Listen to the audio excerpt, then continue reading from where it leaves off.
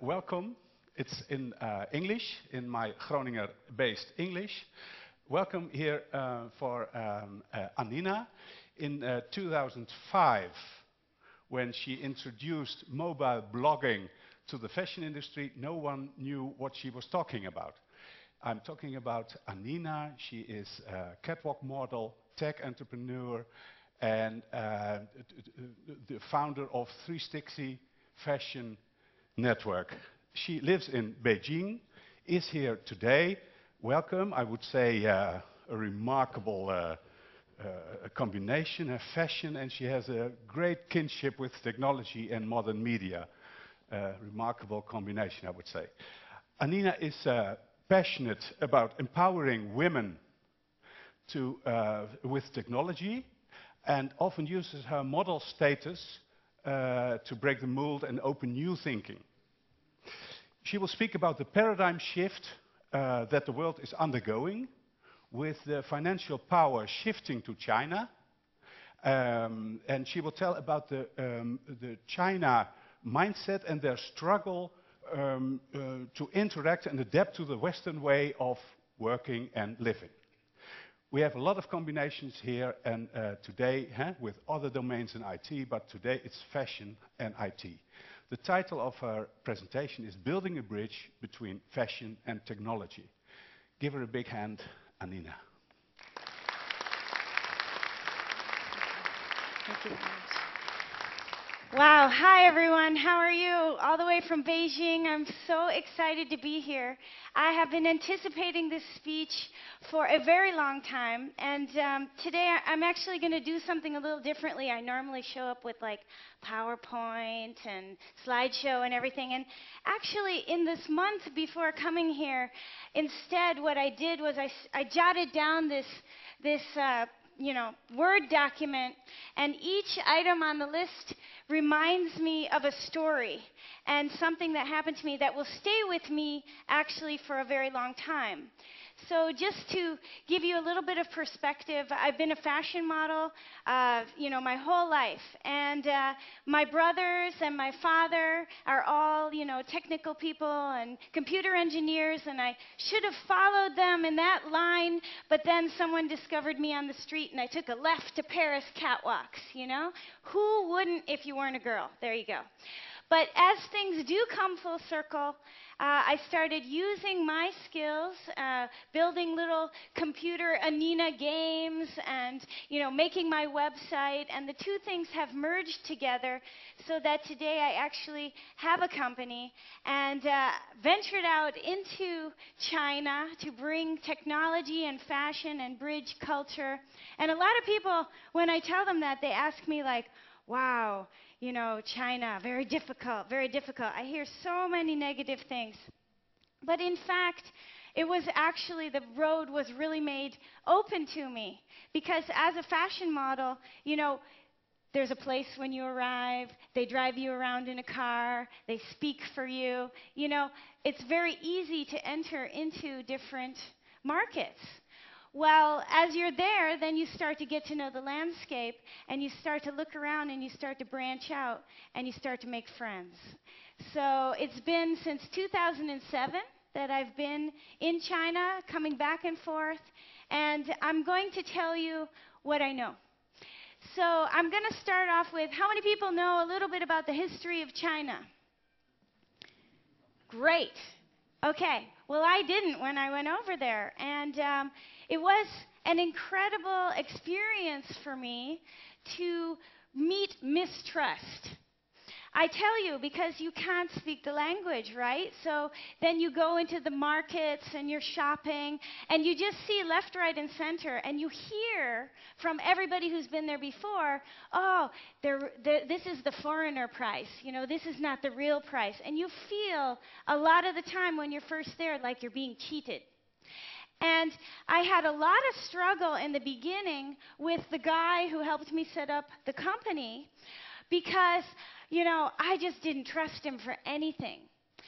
And we were constantly having these moments where I would be like, prove it to me. You're cheating me. I know you are. And I found myself starting to react how all these people who had been there before were telling me, their mindset and their reactions. And what I learned actually along the way was that Mr. Lee has to date, to my knowledge, never let me down. He has always showed up. He has helped me in unbelievable situations. He has guided me through this incredible landscape of try to get a company open, And I have learned that in the end, a lot of the things that I thought were actually a lot of my American garbage programming, my cultural personality and my way of doing things, which brings us to the paradigm idea that I find a lot of people, when they go to China, we have our experience. We have paved roads.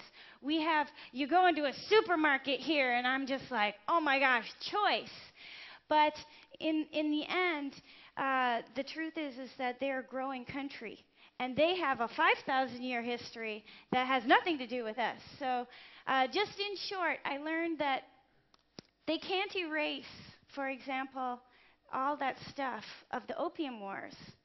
They can't erase that when China started opening up, actually a lot of foreigners came over to China that, couldn't make it here. This is what people say. They couldn't make it here, so they went there. And they actually deceived a lot of people. So I found myself constantly feeling like I'm getting ripped off. I'm getting cheated. But I always had my Chinese friends reflect back to me, well, what about all those foreigners?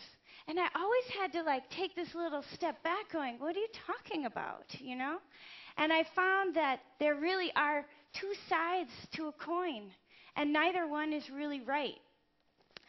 So mistrust, if you're going into China, wow, establishing trust, it's very difficult. You speak totally different languages. You think 180 degrees away from each other.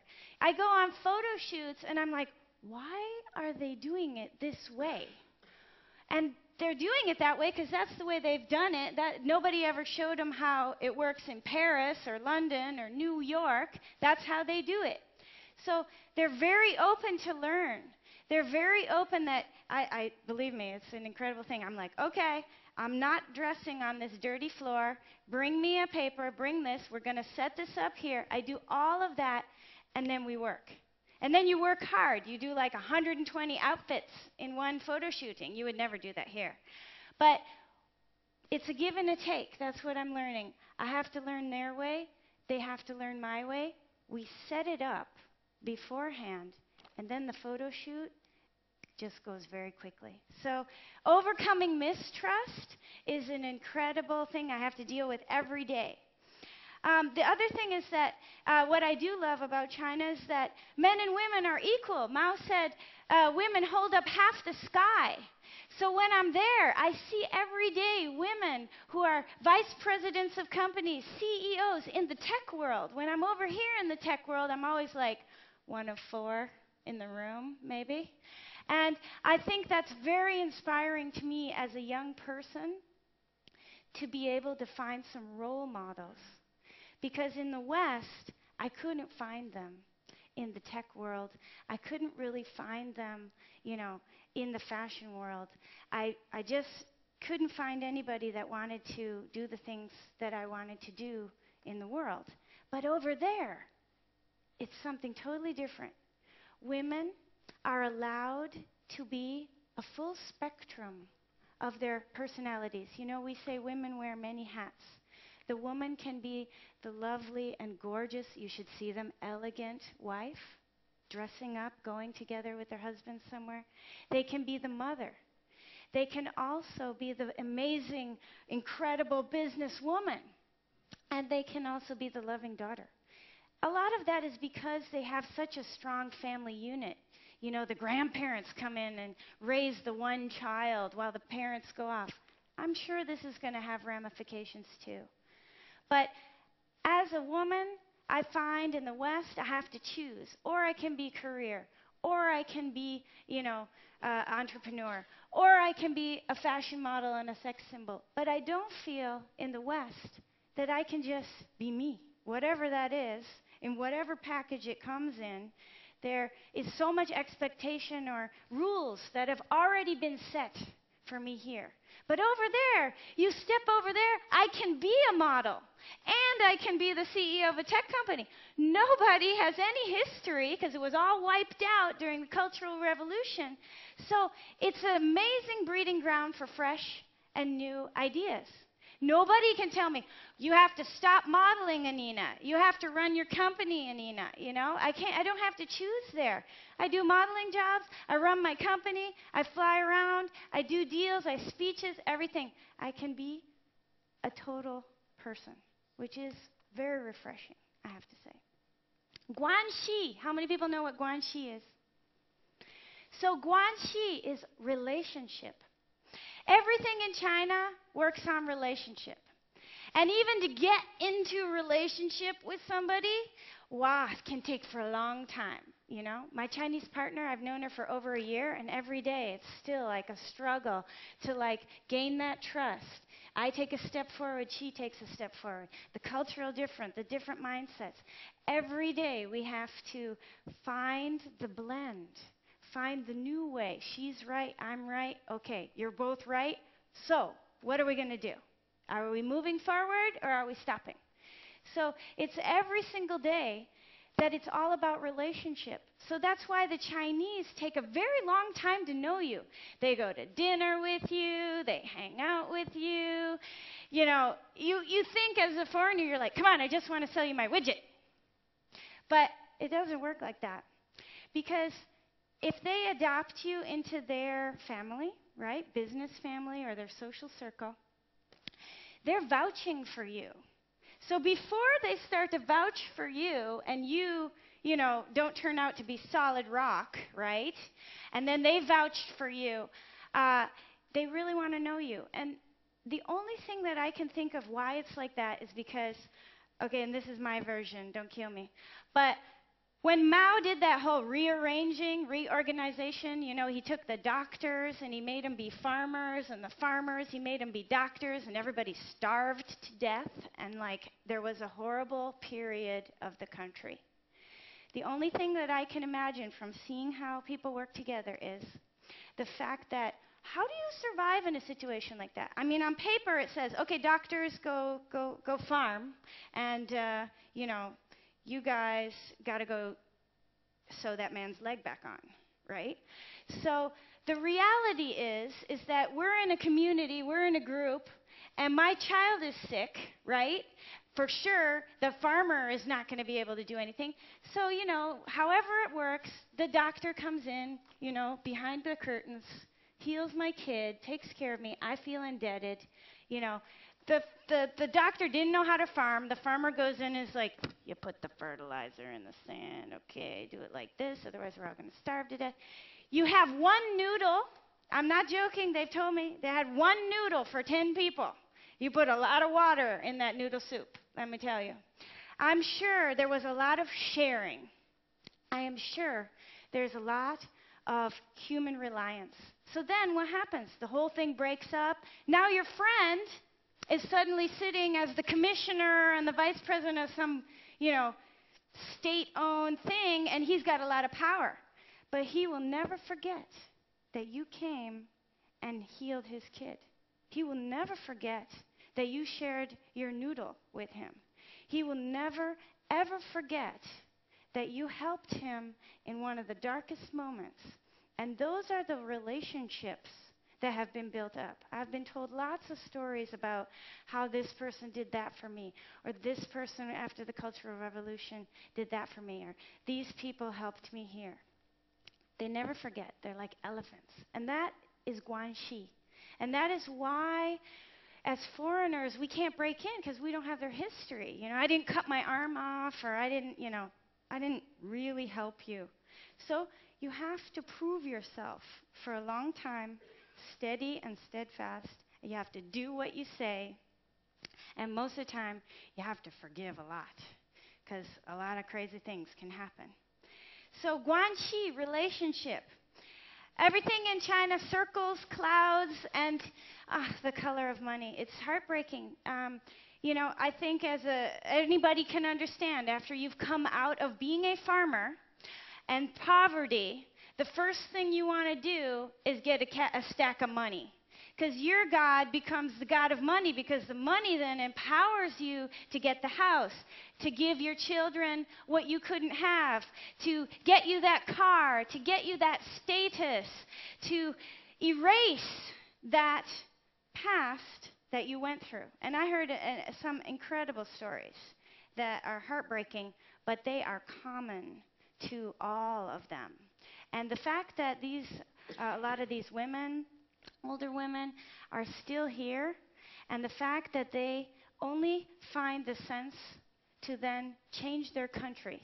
That's the only purpose that they can find after that whole scenario that happened, is inspiring but heartbreaking, I have to tell you honestly.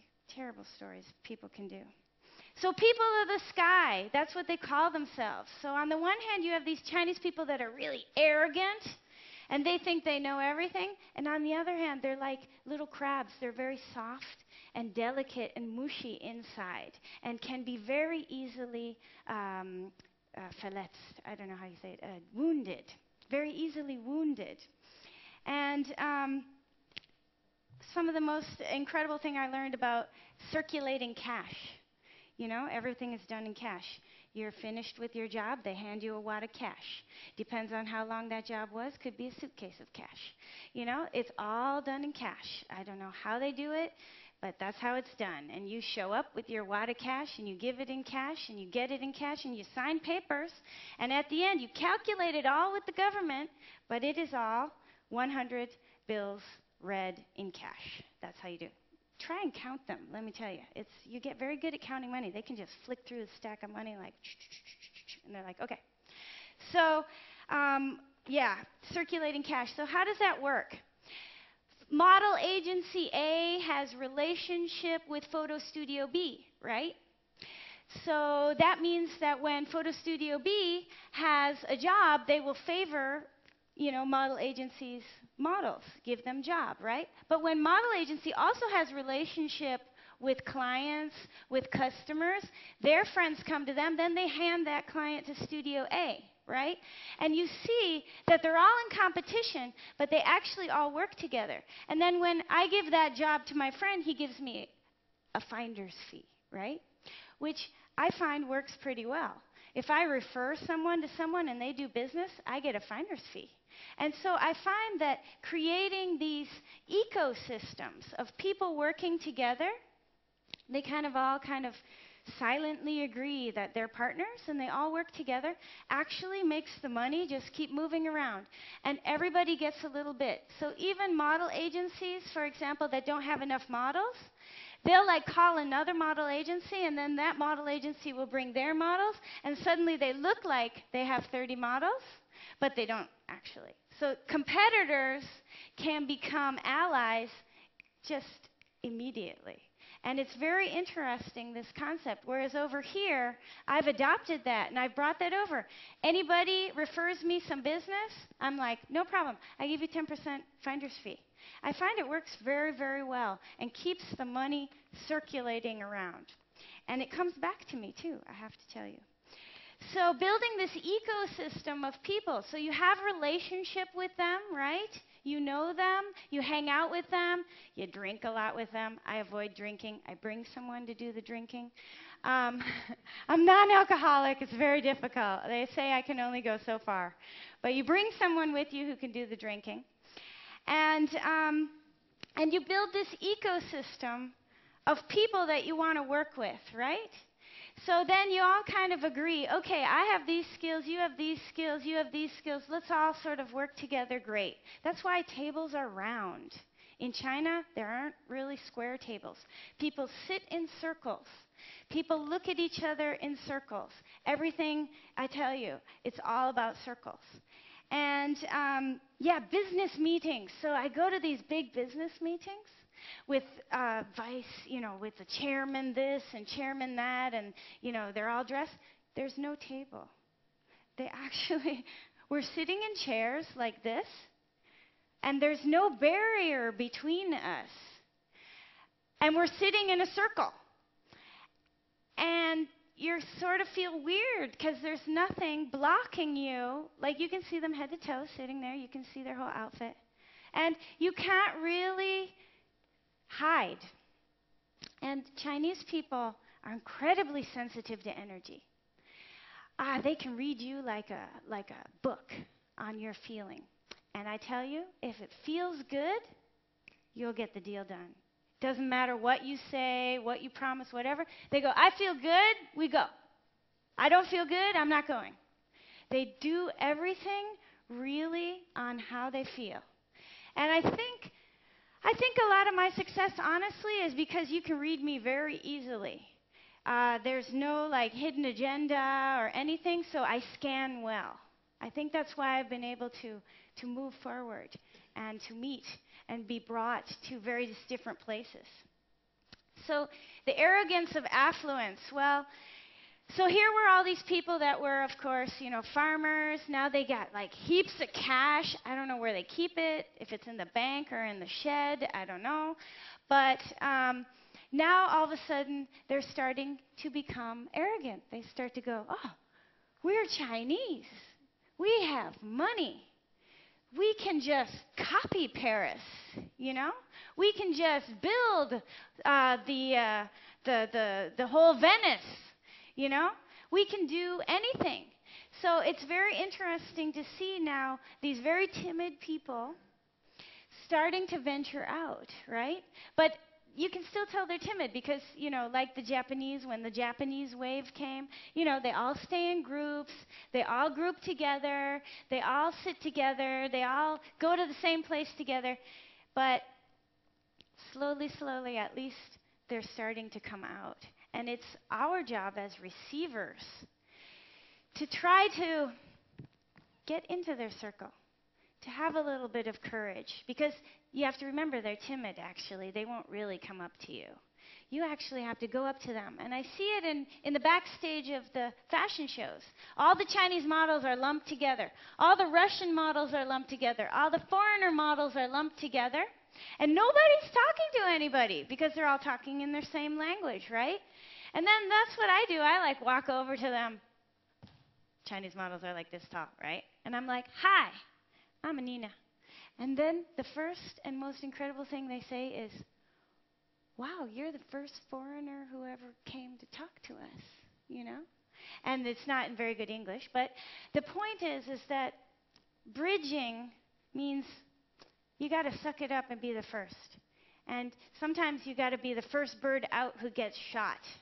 And you have to remember that the Chinese have this thing that if you were the first bird out, you did get shot. So they generally will not stand up.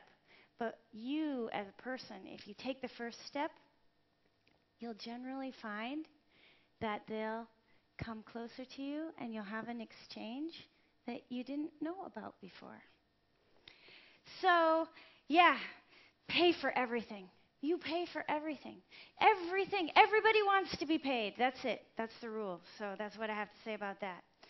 And, small people to big people. It's quite incredible. The land is so vast and large that really in the south, I'm a giant. But then when I go to the north, as further north I go, I get smaller. And there are some incredible male models that they're huge. They're like this and this and this, I don't know, Russian, closer to Harbin, closer to the cold. It's the same here. But you really notice it there. You get very tiny people looking up at very big people. So I always have a chuckle about that. They only eat Chinese food. It's very difficult to have them try something new. I think that anybody, anywhere, can get into a rut. But, step by step, we need to be ambassadors to them and explain to them about the taste. One very funny thing is that, again, my Chinese friends always mirroring back to me the other side. I'm like, oh, you've all heard of the spitting, right? You're walking down the street and all of a sudden someone will just go, and it makes your skin crawl, and you're like, oh, right?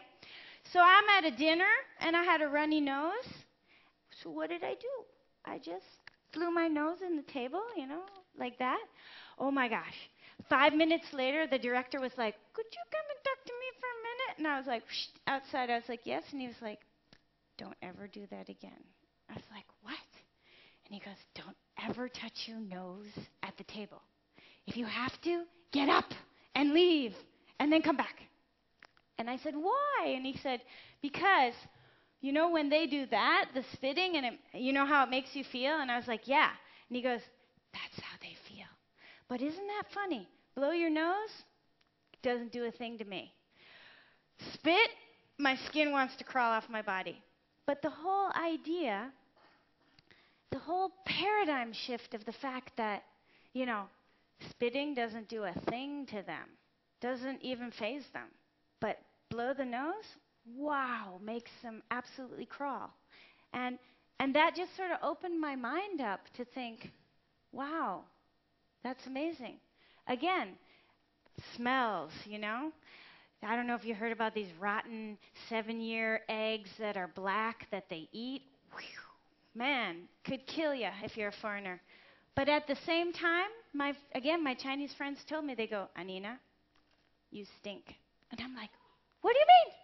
They go, we can smell the milk products and the cheese on you, and it grosses us out. Again, an amazing revelation coming from the cheese world of the world. I can't smell it. Maybe you guys can smell the Gouda on me. I was just in France. But what a revelation. What an idea that I could stink to them. They stink to me sometimes. So again, mirroring an exact opposite back to me blew my mind open. The immediacy of doing it now. They'll decide, we're going to have a conference. I'm not kidding you. 2 to 4 weeks later, they will have a conference, and there will be 4,000 people in the room. It's absolutely amazing. So this has its plus and its minus, because on the one hand, you're always like doing. You're always doing, and then you're rushing. You're always rushing because you're like, oh, yeah, let's put a road here. Right? Well, what about all those buildings and stuff? We would never do anything like that. But that's really how they do things. They just don't plan. It just gets done immediately. Everything is immediately. I have to do it now. I have to do it now. It's very, very, very fast-paced. So they miss a lot of details. You'll walk into they erected this new store. Amazing. It looks like the King of France could live in it. Taste is another issue. But then, I don't know about you guys, but maybe I'm just particularly, I don't know, but like I'll notice that the wood at the bottom of the wall doesn't actually come to the end, Or I'll notice that oh, there's a tile missing over there. Or I'll look at the light fixtures and I'll be like, that doesn't look very safe, And you just notice around the edges, it's not done with precision and detail. And that comes from rushing. Just get it done quickly. So that's one area where the West definitely has an amazing advantage, is our planning, our attention to detail, our quick execution once we have the plan. In the West, you get the plan and everyone goes, yep, that's a plan. Start executing. Boom, boom, boom, boom, boom. And it's done well. It's done, with attention to detail, etc. But as talking with some Chinese, they say, Western way doesn't work here. If I waited like the Western way and planned, I'll miss the market. I have to get in fast and take market share and move quickly. So I look at him and I said, yeah, but, your molding doesn't really come to the end there. How can you say that you are luxury when you're not paying attention to details? I got in this car, and the driver almost slammed my head into the door. Luxury experience. I showed up at a 5-star hotel in Nanjing It didn't have a spa, you know. And then he had huge pieces of jade, the largest jade and diamond and ruby collection in the world, right? Huge pieces of jade sitting on like a block of wood that was like, I don't know. He could have gone out the day before and like stitched it together. And you just think about this and you go, there's some opportunity here. There's still some space because they haven't learned this fundamental principle of seeing in detail. So, yeah, I went to Hangzhou, went on a photo shoot, and half an hour outside of Hangzhou, there was Venice. I'm not kidding you. All Venice. San Marcos Plaza, gondolas. Like they had built a replica of Venice. So in Beijing, I went an hour north. I found myself literally in a town that looked like the south of France. They had built an entire working castle. So I was joking around, you know, if you can't go to France, you know, there's Chinese France. and the only indicator that you're not in this French city is that everything is in Chinese, of course, you know, so it's very funny. And the wine is horrible. I don't know, they can't get the wine down right. So the culture is growing more fashionable. In 2007, when I went there, wow. Bow. I don't know. You would walk down the street and you would be like, wow, what are they wearing? It's giving my eyes some glare, you know? And slowly, every time I go back, I guarantee you when I go back now, I'll start like being like, oh, that looks good. That looks good. And they're really learning fast on the fashion thing.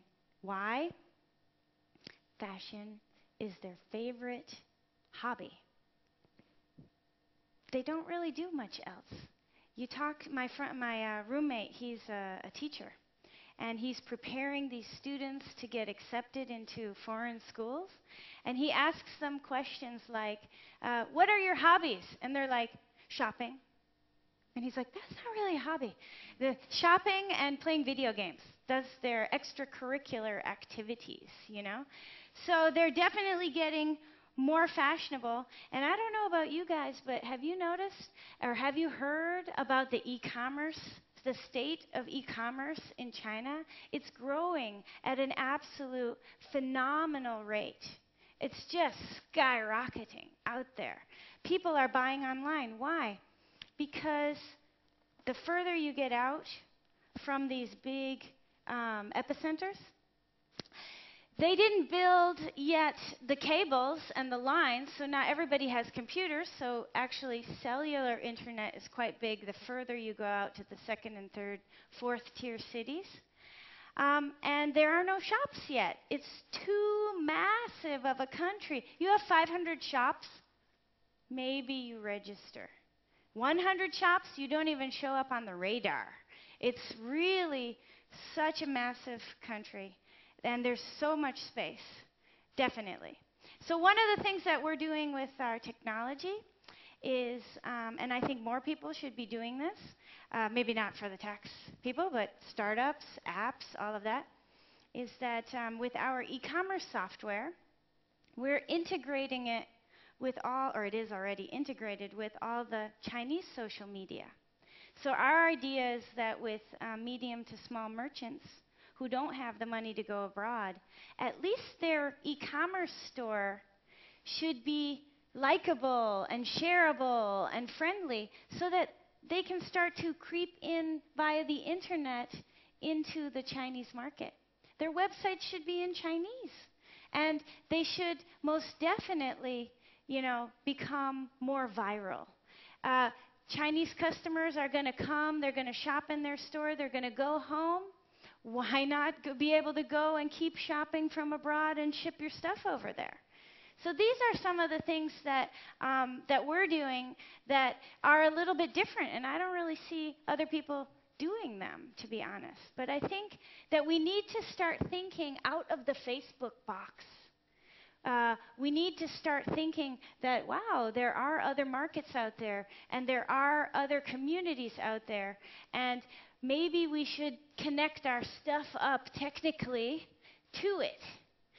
So that's more obviously for the young entrepreneurs and so on, but they all have iPhones. They're all downloading them illegally via this Panda application. Why? Because they don't have credit cards. They can't get into the system to get into the system, So they go around the system, they tunnel under it, they go through it, etc. But they are there, and you can connect to them. I had my first comment out of 5,000, almost 6,000 people on my Ren page. It was a celebration. Somebody actually said hi to me on my Ren page in English. I was very excited. So there's a lot of entrepreneurial spirit over there. Everybody gets a nail salon, or they're going to open a massage parlor, or, you see them as I'm walking home. I live in this area called Baihuanjiayuan. It's a big complex with lots of big skyscraper buildings where everybody lives, and very Chinese. And as I'm walking home at night, I love it. There's the car with the back open, and they're selling shoes out of the car, right? And you see all of these young student-y types squatting on the floor like this, and they're selling, shirts and socks and all sorts of stuff, And you walk through it, and it becomes this little night market. But there's this incredible entrepreneurial spirit out there that everybody wants to start up something. And even in the tech industry, there's booming there. Like, everybody will just go find a programmer and start making an app. There's this cool app, I don't know if you heard of it, Wexin. It's voice SMS. It's on iPhone, Wexin. And I see so many people, they say something, and then they wait a minute, and then they get their SMS back. And it's becoming incredibly popular. And it was, made by a very small company in China. And who would have thought voice SMS? It's such a concept over here, but I tell you, it's very, very hot these days. So corporate responsibility, not too much of it out there, but it's growing. There's lots of charity projects starting to happen up. That earthquake that happened actually sparked open the hearts of the Chinese. That was very interesting to watch. I was standing in an airport. I don't know what they're saying, and they say something, and then I watch everybody go silent. For 1 minute, the entire Beijing airport, everybody stopped moving, and it went silent. And it was for 1 minute silence for the Chengdu earthquake. And it was really something that was captured the entire country. And in that 1 minute, I think they did it in like all the airports. So could you imagine a country that size stopping for a minute just to think about that? It was very gripping, I have to tell you. So, yeah, taste and aesthetics, the glare of gold. I get to Paris. I love my hat. It's actually English. And the first thing that Claudia Carillon, who's 70 years in the fashion industry, says to me is, I can tell you're Chinese. You have one thing that's bling. Well, I'm telling you, new money, it's like the Russians. It's all about bling and zing and, show me the gold. And, I need to have studs on my boots and studded belt. And it just has to bling. It's just, it's a lot.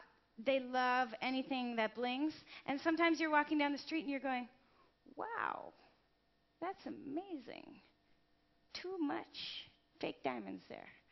But it's funny, because on the other side, what fun, what liberation, head to toe Swarovski, and nobody gets penalized for it. You get admired for it.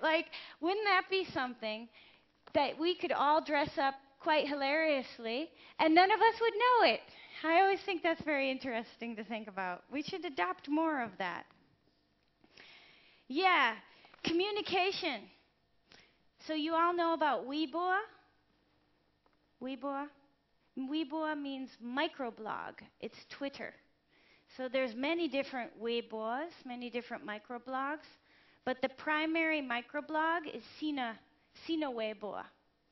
And it's actually far more advanced than Twitter. Believe me, they surpass it. They have e-commerce now. They just integrated e-commerce on Weibo, Sina Weibo. And I mean, the things that you can do with it, you can not only just upload a photo. You know how Twitter just, you can upload a photo. Cool. Actually, now they have templates and all different layouts, and you can upload multiple photos and put them in this template, and then you post it as one photo. So you can actually make all of these story pictures and then tweet it. Very innovative, very innovative. But did you all hear about the train crash? The super train, the super fast train had a massive crash, right? I was like, why does my Weibo not work? I can't post anything. Well, because the government shut it down. Because all of a sudden, you know, the government, I don't know if you know about this, but the train crashed. It was a horrible crash. And then they buried the train and pretended like it didn't exist. Like the whole thing didn't happen. How do you bury a train? I don't know. But anyways, so the people knew about it. So the people were talking so fast about it on Weibo that the government shut the Weibo down for like several hours until it slowed down. And you see the same thing on blogs.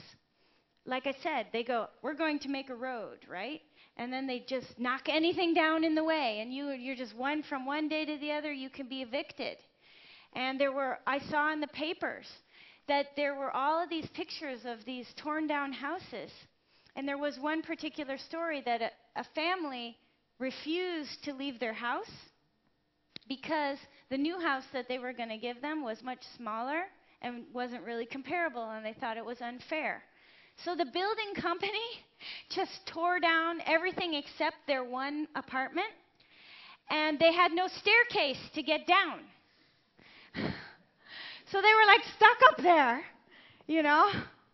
And then there was stories of people lighting themselves on fire. One woman lit herself on fire because her parents were going to get evicted from this flat, and they didn't have anywhere to go.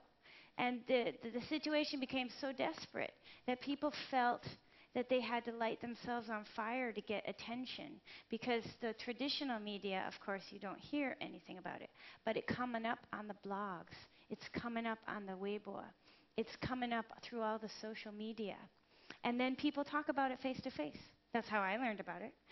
And the government doesn't know what to do about it. On the one hand, they want to shut it down, and on the other hand, you know, they can't really. If they shut it down, the people would be very angry about it, and they'd have a problem.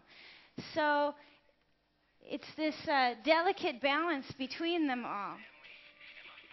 So I have talked so much, and I didn't even get through everything.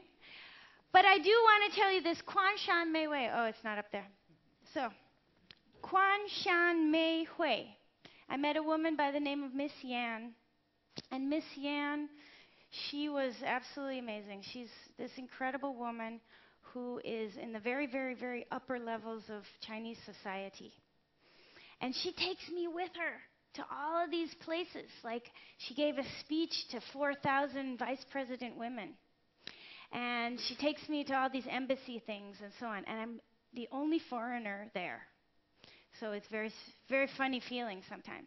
And her speech was about 4 words that are a poem, Quan Shan Mei Hui, that have taught her and guided her through her life. So Quan, it means broad. It means big. If someone makes a mistake, forgive them immediately. Immediately accept their apology. Shan, kindness to others. She told me once, she says, so many people, you know, the IE, the maid, you know, they pay the maid exactly, which is like $3, you know, for 2 hours of work. But she said, be generous, you know, let them have the little extra or if they buy something and you're reimbursing them, don't get into this exacting. They're very poor people. Just say, here's 10 kwai. Give them more. They need it. So that's this idea of this kindness to others. And it definitely needs to come out more in China. May. Right now, the Chinese people, everybody's about beauty. Everything is about physical. Everything is about, your body and how good you look. And I mean, as a fashion model, I deal with it every day. But the true beauty is really what you think in your mind. The true beauty will always, always shine out from you if it's inside you, in your beautiful thoughts, in the way you see the life. So beauty is, not just about performance or what you build. It's really about what you think. And then hui, wisdom. It's not just being clever. Clever is normal. It's actually about having a philosophy, a personal philosophy that makes you, every single day, get up. And this is the only thing that I've learned after all this experience, is that the only thing that I know how to do is every single day I get up and I put on some music and I do whatever I can to get inspired. I will run around in my room like crazy. I will wear funny things. I will talk to somebody that I didn't talk to. I'll go see something that I didn't see. I'll listen to something that I didn't listen to before. Even it may not be related to me. I will do everything that I can to get inspired, to feel like I can get up at the beginning of the day and fight the good fight. Because I don't know any other way to do it. I'm so small. I'm a fashion model. And you can only imagine all the things people think of me. And yet, in my own way, with my own inner spirit, with my own inner force, somehow I'm in China. I got an app on 2 million phones. I deal with the government. I do all of these things. And I'm here talking to you. And I think that the only thing that makes it all possible is the fact that I'm willing to be that first bird out who gets shot, and I'm willing to do whatever it takes to feel passionate and amazing about life. And I have 100,000 other stories, and I'm sure you do too. But I just really want to ask you today that you would please reflect on this amazing machine that we live in. I reflect on it daily. It takes me to China. It brought me here today to you.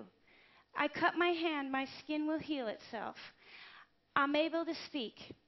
I have vocal cords. Sometimes I can karaoke. And this amazing thing is really here to build relationships and to, surf this amazing life that we live in. But each and every one of us has to, inside, decide to make it amazing.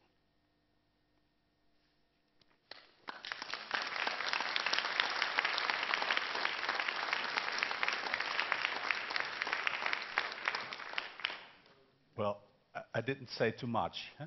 There is something that is bothering me about we are from the tax office. Mm-hmm. And you say everybody pays cash and cash, and that. How do they raise taxes? The truth is that I don't know what happens to all that, but I pay my taxes.